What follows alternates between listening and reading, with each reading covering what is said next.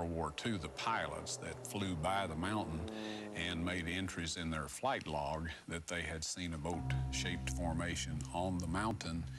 They said that the boat-shaped formation was on the southeast face of the mountain.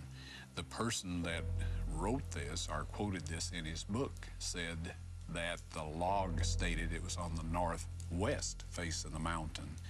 And so I found that some of the reliable data had been misquoted in some of the books in an attempt to convince people that the boat perhaps was in a different site than it really was. Mount Ararat, a peak capped by glaciers, has been an active volcano on and off for thousands of years. No wood structure could possibly have survived on this mountain scoured by lava and ice. However, of the 30 well-documented sightings, not one places the Ark precisely on Mount Ararat.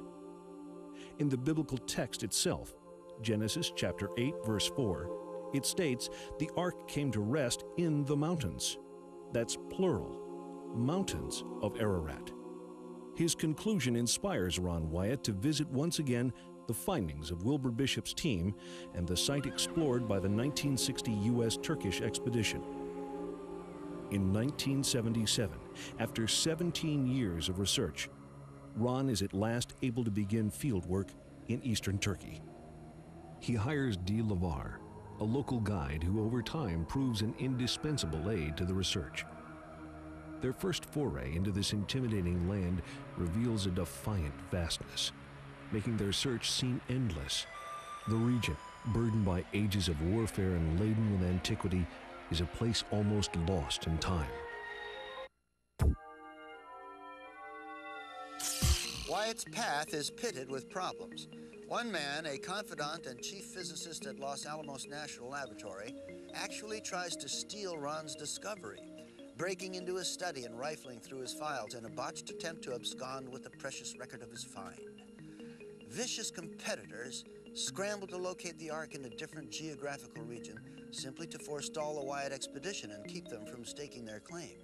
When fame and fortune are at stake, anything is fair game.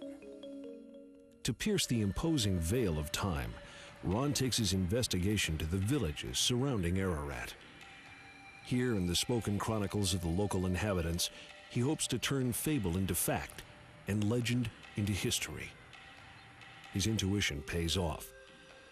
By visiting with villagers in the proximity of the 1960 expedition and earning their trust, Ron Wyatt is at last directed to the exact location of the object which has held his fascination for so many years. And here we are at last, gazing upon the mortal remains of the great boat that Noah and his family rode to safety. When I arrived at the boat-shaped object, I was amazed at how much it looked like a boat. If you've ever seen a boat that had a hole in it and had partially sunk down to where just the railings of the boat were above the water, this is exactly what I saw sitting out there on that mountainside. Located approximately 15 miles south of Mount Ararat, the site is located atop Doomsday Mountain. Its elevation, 6,375 feet above sea level.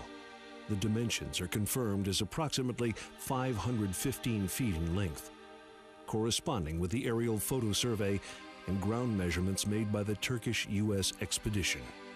It appears a long boat-shaped semi-oval with a mound in the center. 20-foot earth-packed rims outline the immensity of the structure. It rests on sedimentary Cretaceous water-laid rock.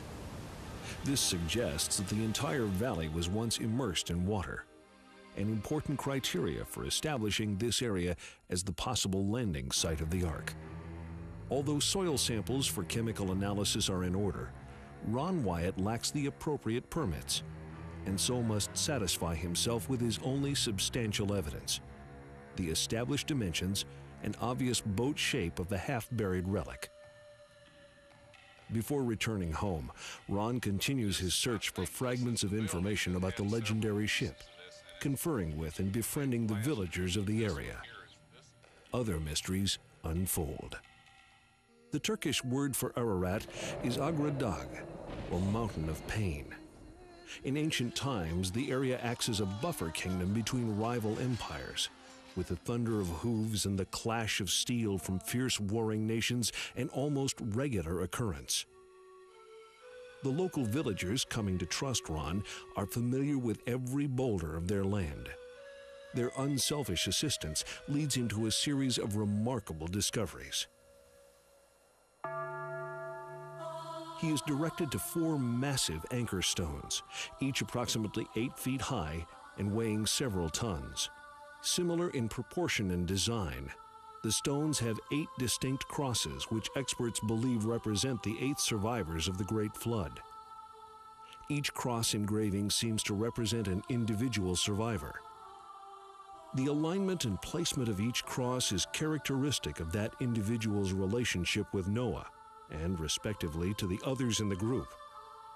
Ron Wyatt.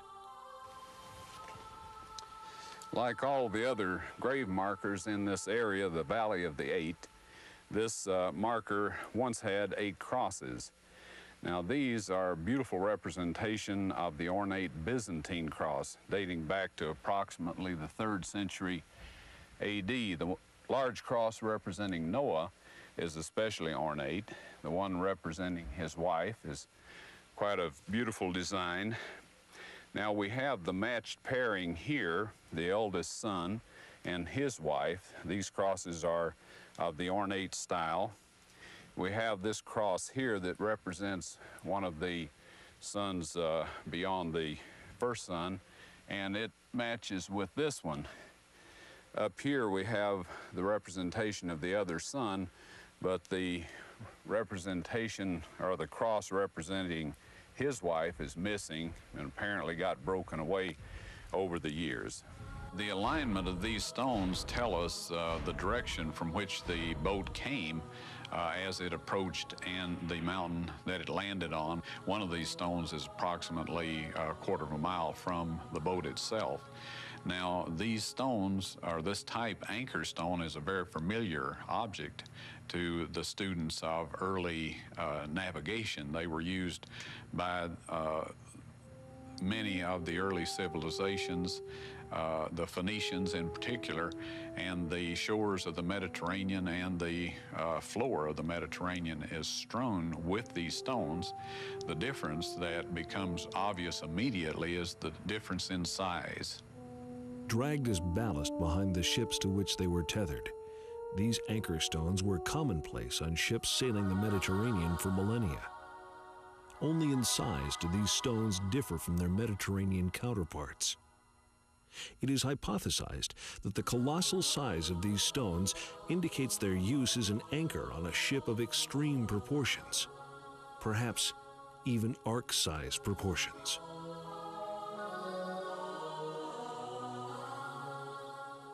The villagers support this physical evidence with their fabulous tales brought down through the years from father to son. The village in which the standing anchor stone rests is known as the Village of Eight. Located a few miles from the village, this majestic valley is known as the Valley or Region of the Eight. None of the villagers can identify how these places were named, but many think them a message handed down from antiquity, a tribute to Noah and his family, the 8 survivors of the Great Deluge. With a PhD in archaeology, Dr. William Shea of the Biblical Research Institute of Washington, D.C., assists in analyzing the data from the Wyatt expedition. His own interest in the boat-shaped object dates back to the original 1960 research junket. As a teacher of Old Testament studies, Dr. Shea brings a revered and varied perspective to his review of the facts surrounding the ark-like phenomenon. Dr. Shea. I've never measured the exact distance, but if you stand on the object, you can see Mount Ararat in the near foreground. Well, Mount Ararat is a very beautiful and very interesting mountain, but it has certain drawbacks when you think of the flood story in the Bible. Mount Ararat is a volcanic peak over 16,000 feet high. If you think about the ark coming to land on a volcanic mountain, that's not a very propitious spot for it to be salvaged if you're going to find any remains. In fact, some of my friends who have been working on that particular mountain have been working on the northwest face where there's the great Ahora Gorge.